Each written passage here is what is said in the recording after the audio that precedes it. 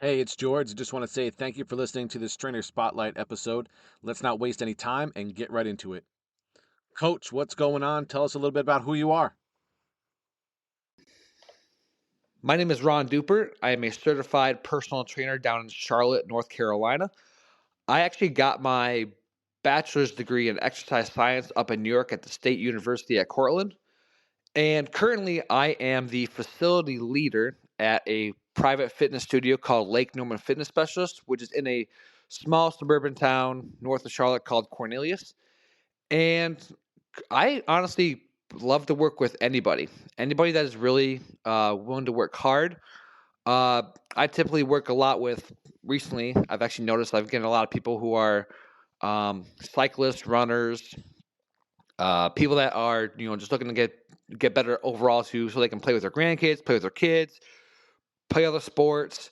But recently, I've actually been getting a couple more golfers, which has been interesting enough because I don't have any golfing background or I don't have a golfing certification, but I do have a understanding of the sport per se.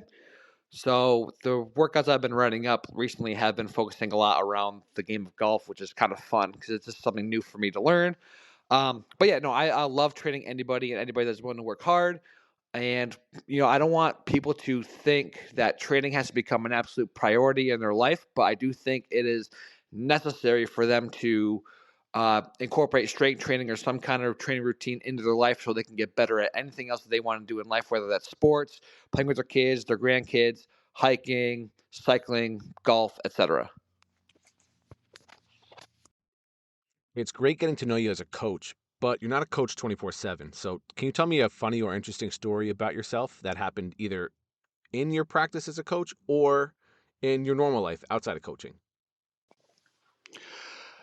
A funny story that has happened to me probably a couple years ago. This is actually back when my wife and I were on our honeymoon. We went to Punta Cana.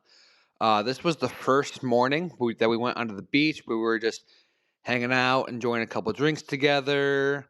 Literally just actually sitting in the chairs and actually reading before jumping into the water.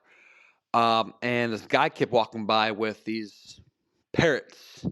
And we noticed that he was taking pictures with kids, adults, and all this, all these other people. And we thought it was kind of cool until he finally approached us. He grabbed my wife, didn't even say anything, mention anything of it. He just told her to get out of her chair. She stood up, and he started putting the parrots on her. Like he put her on her shoulders to help her head. She got to hold them on her finger, like you would see in movies and everything. And then he's asked for my phone, and I gave him my phone. And he started snapping all these pictures from all sorts of angles. Um, he had me get into a couple photos with her, and we just thought this was great. It was a very good time. It was probably about 5 to 10 minutes of this photo shoot going on with these parrots. And then once he was done, he was like, "Oh, okay. Well, here's your phone back," and he took his parrots back. And then after we were done, like I said, "Oh, great, that was a great time." And he turned to me, and goes, "Yeah, that'll be $90." We're like, 90. Oh, like, okay, that's kind of cool. So we thought 90, Dominican dollars, which is a little bit. I think the currency is half of what the U.S. dollar is over there. But then he goes, "No, it's 90 USD," and we were like absurdly angry about this. So we ended up having to paying the guy 90 US dollars for these 5 minutes of photos they took of us. And then later on, what we noticed, well, my wife noticed on a Facebook page for the resort, is that people were complaining about these guys walking around with monkeys and parrots, and they were doing the same exact thing to everybody. So if you guys are going to go to one of these resorts, try to stay away from these people because they will probably do the same thing to you. What strategies do you use to attract and retain clients in your personal training business? I think we can all learn from each other here, and we'll probably find some answers to be quite similar to one another. But I'm really interested to hear what strategies and things you use to get new clients and keep the ones you currently have. The strategies that I use to attract and retain clients is to one, always be, that positive guy in the gym. Always be the high energy person, welcoming everyone into the gym, knowing everyone by their name. And I just, I like to be known. I like for everyone else to be known in the gym as well. So, because I do think the gym is a place for someone to escape their personal life, for them to just kind of come in and just be themselves, do something for themselves personally. That's one of the things I like to do to attract clients. Also, I just think, I'm also in charge of our gym's social media page, where every Friday I do post a reel of clients training, and I just kind of show off some of the snippets that we do at our gym with our clients, and just kind of show off that we don't do anything too extravagant, anything that it should be too intimidating for someone to come into our gym to train. But we're basically doing some kind of press, pull, hinge, squat, lunge, and then some conditioning.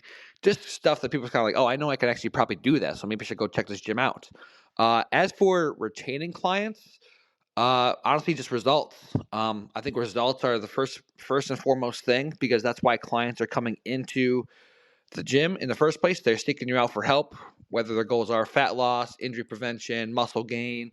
But I do think results are the first thing to do to retain clients, but also getting that building a relationship with that person as well. To getting with them, getting to know them on a personal level, knowing stuff they like to do, knowing things about their family, their kids, etc. Just because you always want to be able to, keep up with them, learn about them, and every person loves to be acknowledged and talked to. Let's say you get a new client. What's your process for assessing their fitness level, addressing their goals, and other things they express as being important? We all have different methods and can learn a lot from each other. Let's open the door and share some of our secrets. Our process of assessing a new client's fitness level and adjusting their goals is pretty simple. We have a new client come in for a free intro session. They fill out some basic paperwork that addresses their goals, their injury history, their exercise history, and then also some of their medical history as well. Then after they fill out that form, it takes about 5 minutes to do. They'll meet up with a trainer that I will get them scheduled with, and the trainer will take them through just like a generic workout that incorporates some mobility and some stability and some in the beginning of the session. And then after that stuff is done, we'll take them through just a little circuit of some of our baseline exercises. And those baseline exercises consist of push-ups, some kind of row variation, squats, a hinge, and as well as like a split squat or like a stationary lunge, and also a farmer's carry. We take them through 2 rounds of that as kind of a circuit, because we use it as a circuit because it allows us to kind of see their conditioning level, where they stand like cardio wise. But then also we do 2 sets of it, because we'll take them through the first set, kind of look at their movement, how they move on their own. And then in the second set, we'll actually add a little bit more value to it and kind of give them a little more coaching cues, fix up some things that we need to work on going into it. And then after that's done, we'll actually bring them back into the office, sit them down, talk about their goals a little more in detail, and then come up, and then based on we go over their session with them, kind of draw a baseline, roadmap, a plan for them, how they're going to achieve their ultimate goal. And then after we're done with that, we pretty much come up with a plan with them from there. That's how our process works for assessing new clients. I'm a huge fan of continuing education, and I'm building FITLETE to give trainers more efficient access to education that solves their clients' problems. We all look at problem solving differently, and taking different courses, obtaining certifications, and going to new conferences can help us learn from one another. How do you continually develop your skill set as a trainer? I am currently a NASM certified personal trainer. I have the Precision Nutrition Level 1 certification. I have John Ruson's Pain-Free Performance certification, and I'm also a Level 1 Kabuki Strength certified as well. And how do I stay on top of the latest fitness trends and research is honestly, one, a little bit through social media, where I have a lot of people I follow, and some of their content is unique to me, and I actually will personally shoot them a message asking them, hey, what's the point of this? I've never seen this before. Can you do some explaining? And I'll actually get some decent uh, feedback from them, and I'll honestly learn from other people on social media. We work alongside a phenomenal group of physical therapists as well. One of the physical therapists is a pretty serious golfer, and she's really big on rotational exercise right now. And just learning from her is just awesome stuff, because like I said before, I am training more golfers, more rotational people, and the stuff that she's been learning about has been just like mind blowing to me personally because I am quite a geek at this kind of stuff. But on top of that, I think you need to stay on top of the latest fitness trends and research. Reach out to other trainers through social media or ones that you may know from school or anything like that. Reach out to physical therapists, nutritionists, and also go to conferences as well. More people need to go to the fitness conferences. I'm going to one here at the end of February called Raise the Bar in Dallas, Texas, which I'm extremely excited about. This is actually my fourth time going to it. And yeah, every time I go there, I link up with someone new or some old friends, and I learn something new from them every single time. So, uh, don't be stuck in your own boat when you're as a professional.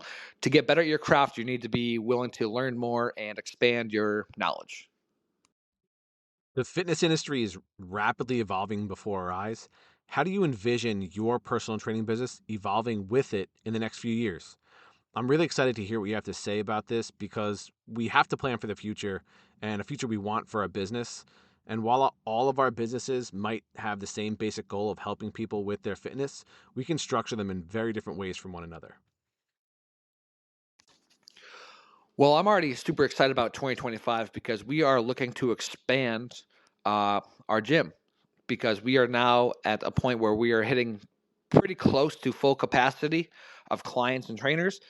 And it's about time that we need to actually expand our space. And luckily enough that we may be getting uh, a space sometime this spring or early this summer that is about twice the size of what we currently have. And this actually will be awesome because it will open up some opportunities for us to start doing more group classes, semi-private trainings, instead of just focusing solely on one-on-one trainings, because one-on-one trainings do add up on people's schedules and it does make a person very busy. But I do think as long as we can, with a bigger space, we can add in more small group classes, semi-private trainings to help with client trainers' schedules, but also offer more opportunities for clients that are looking to come in that are not really necessarily into one-on-one training, but maybe they still want to train, but do something more like small group or semi-private as well. Also, my role as facility leader at the gym is to also educate our trainers on training philosophies and everything. So I still want to keep up with that, kind of keep everyone fresh, learn new things, teach new things, just to keep us on top of being one of the best gyms in the Charlotte area. I know challenges are all over the place in the fitness industry and personal training. Information is available in different formats. Clients are more easily misled by gurus and charlatans. Social media's influence is becoming more and more ingrained in people's lives. And now we have AI. What do you think are some of the biggest challenges currently facing the fitness and personal training industry? I think the biggest challenge currently in the fitness industry is just how extra everyone is these days. A lot of the people you'll see on social media, especially, are just extra. Meaning, like, people are saying, hey, listen, don't eat this, don't eat that, eliminate this, eliminate that. And like Lane Norton says in a lot of his videos, is that, when people are kind of getting through this whole eliminate this, eliminate that, this is not good for you, stay away from this. It's actually creating, a lot of like eating disorders for people. Like people just don't know what to eat anymore to be healthy. And it's really simple. If you just want to eat to be healthier, it's kind of asking yourself the question, well, is fried chicken or grilled chicken better for you? Grilled chicken is would you feel better eating a bowl of strawberries or in that bowl of Skittles? Most likely the strawberries. Okay, so just stick to the basics. Eat more whole foods, and you'll start to feel better overall. Your energy will be better. You'll start to feel stronger. Your workouts will be better.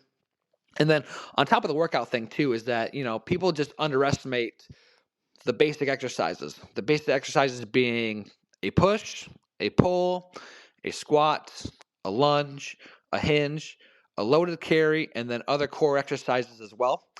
And people just underestimate that doing these movement patterns are just the foundation to just better strength, muscle hypertrophy, better mobility, better flexibility, and then just better overall movement in general.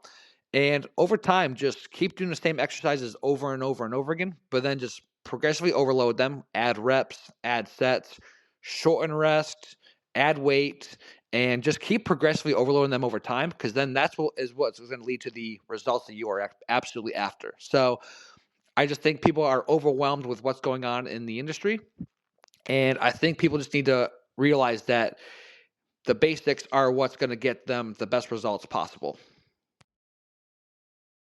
Ron, thank you so much for coming on and sharing some great info about yourself.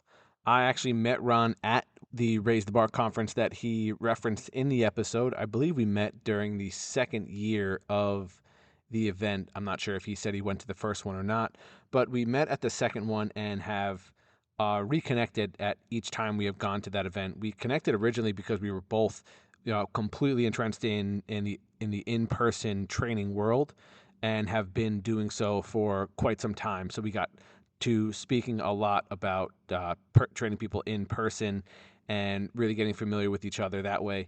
And we both really enjoyed our in-person education experiences. So that was another area where we connected.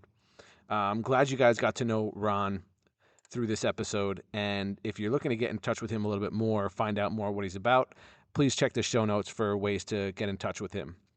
That's all for this episode. If you want to learn more about FITLETE and possibly get your own episode, visit fitlete.com. That's FITLETE.com. Thank you, and I'll talk to you soon.